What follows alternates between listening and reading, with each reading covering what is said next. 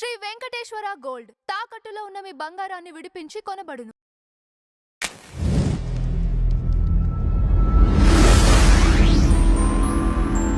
Madam నమస్కారం. నమస్తే madam, Mohan Babu గారి మరొకసారి ఎంబీయూ యూనివర్సిటీకి సంబంధించి మరొకసారి ఈ విషయంలో కోర్టుకు వెళ్ళినట్లు, హైకోర్టు మరొకసారి ఆయన వేసిన పిటిషన్ కొట్టేసినట్లు తెలుస్తోంది. అంటే ఏమని వెళ్ళారు, మోహన్ బాబు అరెస్ట్ తప్పదా అని కూడా కొన్ని వర్గాలు మాట్లాడుకుంటున్నాయి. ఎందుకంటే A1గా ఉన్న సతీష్ని ఆల్రెడీ అరెస్ట్ చేయడం జరిగింది, A2గా మోహన్ బాబు గారే ఉన్నారు. అరెస్ట్ చేసే అవకాశాలు ఏమైనా ఉన్నాయా? ఇప్పుడు జరిగిన క్రైమ్ అందరికీ తెలిసిందే.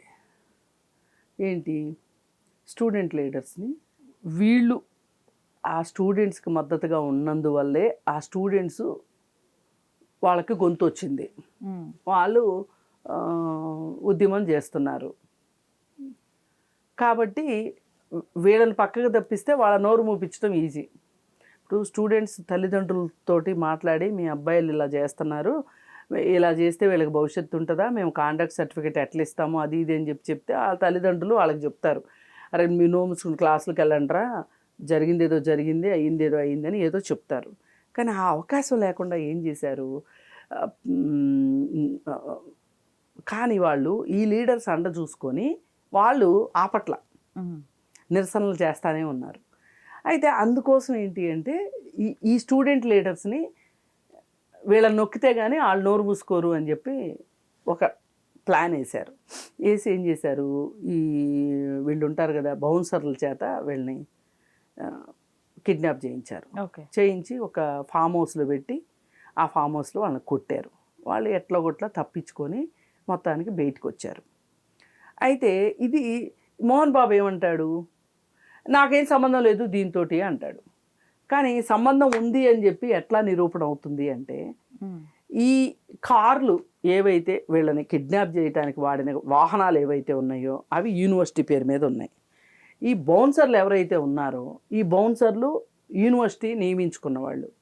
అలాగే ఆ ఫామ్ హౌస్ ఏదైతే ఉందో అది మోహన్ బాబుది. పైగా వీళ్ళకి ఈయనకి మధ్యలో ఫోన్ డిస్కషన్స్, వీటన్నిటిని బట్టి అక్కడ కంప్లైంట్ బాగా సీరియస్గా ఎస్టాబ్లిష్ అయింది, ఎఫ్ఐఆర్. ఇంకా అంతలా ఎఫ్ఐఆర్లో ఉంటే జడ్జి ఎంత గొప్ప జడ్జి అయినా సరే, వీళ్ళ తరఫు లాయరు ఎంత గట్టి లాయర్ అయినా సరే వాదించలేరు.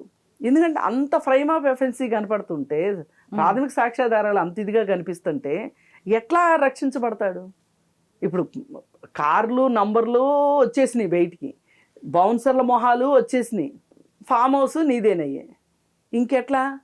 పైగా ఈ బౌన్సర్ల తాలూకా వాళ్ళతోటి ఈ సతీష్ అన్న అతనితోటి మోహన్ బాబు కావచ్చు, వాళ్ళ అబ్బాయి కావచ్చు, మాట్లాడిన ఫోన్ కరెక్ట్గా ఇది జరిగే దానికి ముందు, జరిగిన తర్వాత, వీళ్ళు మిస్ అయిన తర్వాత, వీళ్ళు బయటికి తప్పించుకుని వచ్చిన తర్వాత కాల్స్ కనిపిస్తున్నాయి. అంత టైమింగ్ ఎట్లా మెయింటైన్ అవుతుంది? అందుకోసం అని చెప్పి మోహన్ బాబుకి మొదటిసారి ఎఫ్ఐఆర్ కొట్టేయమని అడిగితే కొట్టేయలేదు. నాకు రక్షణ కావాలి అని చెప్పి మళ్ళీ అడిగితే కూడా నీకు ఏ విధమైన రక్షణ కల్పించలేము, అక్కడ క్లియర్ కట్గా మీ నేరం కనిపిస్తుంది కాబట్టి మళ్ళీ రెండోసారి కొట్టేశారు. ఒక టైంలో మనోజ్ బయటకు వచ్చి సేమ్ ఇదే టాపిక్ మాట్లాడటం, గొడవలు అవ్వటం చూసాము. ఇప్పుడు ఎందుకు సైలెంట్గా ఉన్నాడు మేడం? ఎందుకు, చట్టం తన పని తాను చూసుకుంటుందిగా, ఇంకెందుకు మాట్లాడాలి? అప్పుడు మాట్లాడాడు కరెక్టే, అప్పుడు మాట్లాడిన దానికి ఇప్పుడు జరిగిన దానికి కరెక్ట్గా సింక్ అయింది. అంటే మనోజ్ కరెక్ట్ అని తేలింది. పైగా ఇంకొకటి ఏంటంటే యూజీసీ కూడా చెప్పింది, యూజీసీ కంటే ముందు మనోజ్ చెప్పాడు. అవును, బుద్ధి ఉండాలి కదా. పోనీ మనోజ్ చెప్పాడు వినలేదు, యూజీసీ చెప్పింది వినాలి కదా. ఫైన్ అయితే కట్టారు 23 లక్షలు, 22 కోట్లు పిల్లలకి ఎవరి డబ్బులు వాళ్ళకి ఇచ్చేయమని చెప్తే దాని మీద స్టే తెచ్చుకున్నారు. మళ్ళీ ఎగ్జామ్ ఫీజులు టైంకి కట్టలేదని చెప్పి ఎగ్జామ్ ఫీజు మీద ఫైను. అసలు ఏదైనా అడ్డగోలు. ఇప్పుడు డబ్బులు సంపాదించాలి అనుకుంటే చాలా వ్యాపారాలు ఉన్నాయి, ఏ వ్యాపారమైనా మరీ ఇంత అడ్డగోలుగా వెళ్తే మటుకు ఎక్కడో చోట దొరుకుతారు. పైగా ఇంకోటి ఏంటంటే కాలేజెస్, స్కూల్స్ ఇవి అందరూ పర్ఫెక్ట్గా చేస్తున్నారని నేను చెప్పను, కానీ కానీ ఏదైనా ఒక తేడా వచ్చింది అన్నప్పుడు సరిదిద్దుకుంటుంటారు. మన పొగరు మనకు అట్లా సరిదిద్దుకొని ఇవ్వట్లేదు కదా. మేము బౌన్సర్లు అసలు యూనివర్సిటీలో బౌన్సర్లు ఎందుకు చెప్పండి? బౌన్సర్లు అంటే ఏంటి? నథింగ్ బట్ రౌడీలేగా. ఏం అవసరం వచ్చింది మీకు? ఇప్పుడు ఐవార్ చేయాల్సిన పని ఏంటంటే సుప్రీంకోర్టుకి వెళ్ళాలి. సుప్రీంకోర్టులో కూడా చుక్కెదురవుతుంది. సుప్రీంకోర్టు కూడా చూస్తుంది, కింద కోర్టు ఏం చెప్పిందో చూస్తుంది, చూసి దానిలో ఉన్న వెయిటేజ్ ఏంటో చూస్తుంది. అప్పుడు లొంగిపోమ్మని చెప్తుంది. ఎంతమందికి చెప్పలేదు ఇట్లా లొంగిపోమ్మని? పైగా పోలీసులు కూడా ఏం చెప్తున్నారు, ఆయన అందుబాటులో లేరు, ఆయన దొరకట్లేదు అని చెప్తున్నారు. నిన్నగాక మొన్న మద్రాసులో పెళ్లిలో కనిపించాడు ఆయన. ఫుటేజ్లన్నీ బయటకు వచ్చినాయి కదా, సోషల్ మీడియాలో చూసాం కదా. జగన్మోహన్ రెడ్డి వాళ్ళ పెదనాన్న కొడుకుది పెళ్ళి అయితే మెడ్రాస్లో, పెదనాన్న కొడుకు బాబాయ్ కొడుకు పెళ్ళైతే మరి వాళ్ళకి చుట్టరకు ఉంది కాబట్టి వెళ్ళాడు పెళ్ళికి. ఏది ఏమైనప్పటికీ కూడా ఒక దేనికోసం చేశాడు? కూటి కోసం చేశాడా, గుడ్డ కోసం చేశాడా, దేనికోసం చేశాడు అంటే ఏం చెప్తాడండి మోహన్ బాబు? అసలు నాకు అర్థం కాదు. విష్ణు చేతికి వచ్చిన తర్వాతనే ఈ అరాచకాలు ఎక్కువైనాయి. అంతకుముందు లేవు, ఏ మాటకు ఆ మాట. ఈ మధ్యనే ఎక్కువైనాయి. ఈ 3 సంవత్సరాలు. అంతకుముందు ఎప్పుడు మంచి వార్తలే విన్నాం.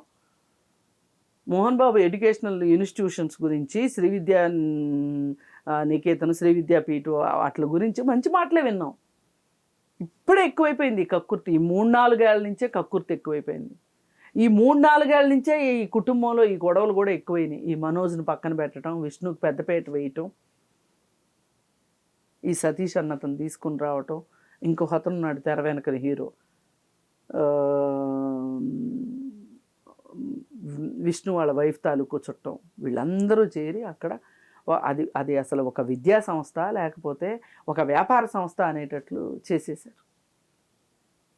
ఏదైనా దీనికి మట్టుకు మూల్యం చెల్లించక తప్పదు. అసలు ఈ యూనివర్సిటీని, మోహన్ బాబు యూనివర్సిటీని ఎస్వి యూనివర్సిటీలోకి కలిపేయాలని కూడా ప్రతిపాదనలు కూడా వస్తున్నాయి.